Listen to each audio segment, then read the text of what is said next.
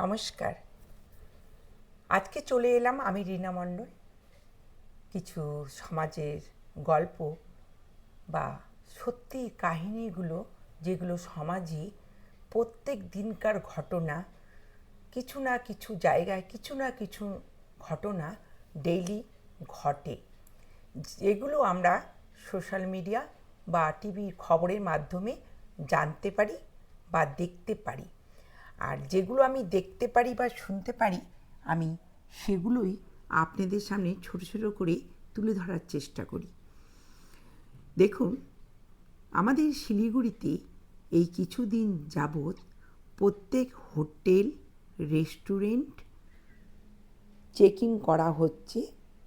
Food ইন্সপেক্টররা যাচ্ছেন হোটেলে এবং রেস্টুরেন্টে, যেখানে রান্না তৈরি করেন হোটেল বা রেস্টুরেন্ট, সেখানে গিয়ে তারা দেখছে যে যেই জায়গাগুলোতে রান্না হয় সেগুলির অবস্থা কী আছে।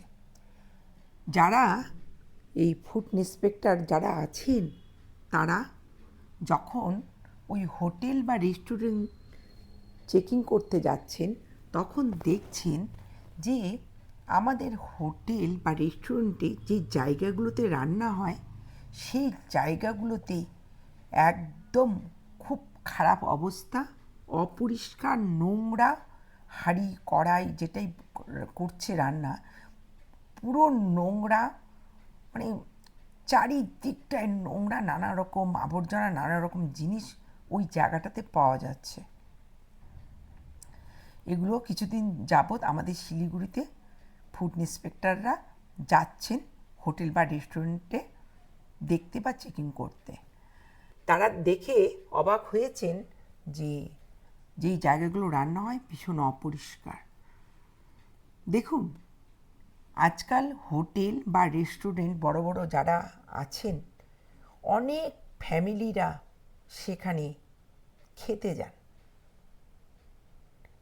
সেই হোটেল বা রেস্টুরেন্টে আপনি যা চাবেন সেটাই পাবেন। আর এইরকম করে তারা অনেক পয়সা, অনেক টাকা পয়সা জনগণের কাছ থেকে কামিয়ে নিচ্ছে। আপনি যখনই 2-3 জন মিলে রেস্টুরেন্ট বা হোটেলে খেতে বসবেন, দেখবেন একটা বিল ধরিয়ে দেয় কমসে কম 2,000, 2,500, 3,000, 4,000 এরকম, যে যেরকম খাচ্ছে। আমরা হোটেল বা রেস্টুরেন্টে খাবারটা খাই ঠিক, কিন্তু আমরা ভিতরে গিয়ে দেখি না যে যেই জায়গায় রান্নাটা হচ্ছে সেই জায়গার পরিবেশটা কেমন। আজকাল মানুষ বা জনগণ অলস প্রকৃতির হয়ে গেছে। কিছু হলেই, যে কোনো অনুষ্ঠান হলেই দেখবেন হোটেলে করছে, রেস্টুরেন্টে করছে, বা রান্না করতে আপনার ইচ্ছা করছে না, রেস্টুরেন্টে হোটেলে অর্ডার দিচ্ছে ডেলিভারি বয়রা, রাত্রি 12টা, 12:30, 1টা হলেও পৌঁছে দিচ্ছে সেই বাড়িতে। জনগণ অনেক অলস প্রকৃতির হয়ে গেছেন। আর এই জন্যই হোটেল রেস্টুরেন্টরা তাদের উপর প্রচুর পরিমাণে টাকা কামিয়ে নিচ্ছে। এগুলো প্রতিবাদ করার মতন কেউ নেই। এই জন্য এই যে হঠাৎ হঠাৎ করে যদি হোটেল রেস্টুরেন্টে ফাস্ট ফুড ইঞ্জিনিয়াররা চেকিং করতে যায়, সেটা করলে হবে না। ডেইলিকার একটা রুটিন বা অভ্যাস রাখা দরকার, যেগুলো রেস্টুরেন্ট বা হোটেলে চেকিং করতে যাওয়ার জন্য ফুড ইন্সপেক্টরদের অনুরোধ করছি। আপনাদের হঠাৎ হঠাৎ করে গিয়ে করলে হবে না, কারণ খাওয়াটা ডেইলি হচ্ছে প্রত্যেক হোটেল আর রেস্টুরেন্ট। মানুষ যে কোনো অনুষ্ঠান, যে কোনো বাড়ির প্রোগ্রাম হোটেলে করেন এবং সেখানে খাওয়া দাওয়া করেন। এই জন্য এই খাওয়া দাওয়ার প্রতি নজর রাখতেই হবে। তারপরে দেখবেন অনেক ঠেলাগাড়ি আছে, যেই ঠেলাগাড়িগুলোতে ফাস্টফুড বিক্রি করা হয়। জনগণ সেখানে ফাস্টফুড খান। এই যে ঠেলা গাড়িগুলো যেখানে সেখানে মার্কেটে দেখবেন ভরে গেছে, আর সেখানে জনগণ খাচ্ছে, সেটা লুচি, পুরি, চাউমিন, ম্যাগি, বড়া, যেটাই বলুন। তারপরে দেখবেন কতগুলো ঠেলা গাড়ি ফুচকা বিক্রি করছেন। সেই হাঁড়ির মধ্যে জলটা কোথার থেকে আনে, কতদিন ওই হাঁড়ির মধ্যে জলটা থাকে, সেটা কিন্তু কেউ তদন্ত করেন না। টক লবণ মিশিয়ে দিচ্ছে, জনগণ প্রচুর পরিমাণে ফুচকা খাচ্ছে। সেই হাঁড়ির জলটা কবেকার, কোথার থেকে এনে সেই হাঁড়ির জলটা রেখেছে বা সেটা দিয়ে বানিয়ে ফুচকো দিচ্ছে, সেটা কিন্তু কেউ দেখেন না। তারপরে দেখবেন অনেক জায়গায় বিশেষ বিশেষ করে মার্কেটগুলোর নিচে নিচে বসে ভাগা, যেটা বলে ভাপা পিঠা বা মালপুয়া, পাটিসাপটা, যেটাই বলুন, অনেক জায়গাতে দেখবেন এটা বিক্রি হচ্ছে। সেই মাটিতে বসেই স্টোভ জ্বলিয়ে সেগুলো তৈরি করছেন, আর জনগণ কিনে কিনে খাচ্ছেন। এই ভাপা পিঠা বলুন, নিচে যে বসে বিক্রি হচ্ছে, সেগুলো দেখবেন প্রচুর পরিমাণে লাইন লেগে যায়। মানুষ খেয়ে যাচ্ছেন, মানুষ একবারও চিন্তা করেন না এই জিনিসগুলো কী দিয়ে বানানো হচ্ছে, কোথায় বানানো হচ্ছে, কীরকম সেই জলগুলোর অবস্থা, এগুলো কিছু মানুষ চিন্তা করে না।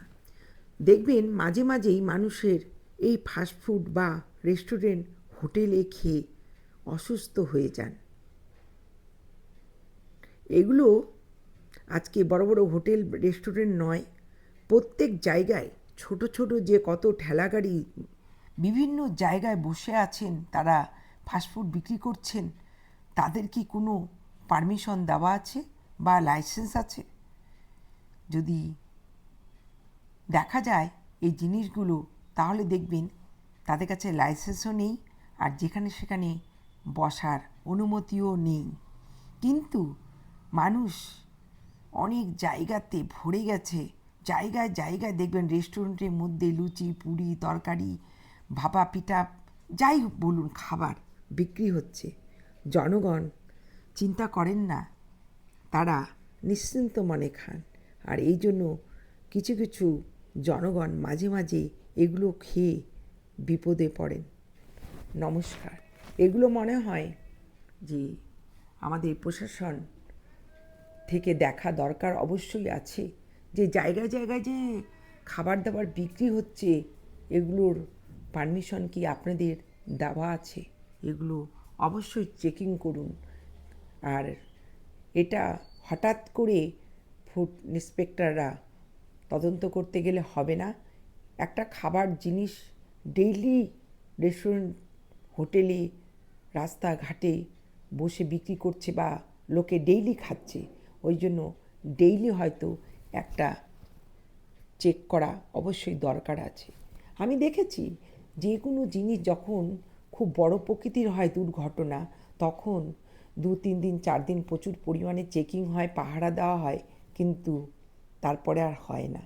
আপনি দেখবেন রাত্রি 9টার পর ট্রাফিক পুলিশ যেখানে থাকেন, সেখানে থাকেন না রাত্রি 9টার পরে। তখন মানুষ, জনগণ রাস্তা দিয়ে প্রচুর পরিমাণে দৌড়াচ্ছেন, যার মাথা মধ্যে হেলমেট থাকে না, 2-3জন করে গাড়ি নিয়ে দৌড়চ্ছে, 4 চাকা দৌড়চ্ছে, সবাই বেশিরভাগই মদ্যপান বা নেশাযুক্ত করে। এই জন্য রাস্তাঘাটে অ্যাক্সিডেন্ট বেড়ে গেছেন। রাত্রি 9টার পর আমার মনে হয় সব জায়গায় পুলিশের চেকিং অবশ্যই থাকা দরকার আছে। নমস্কার।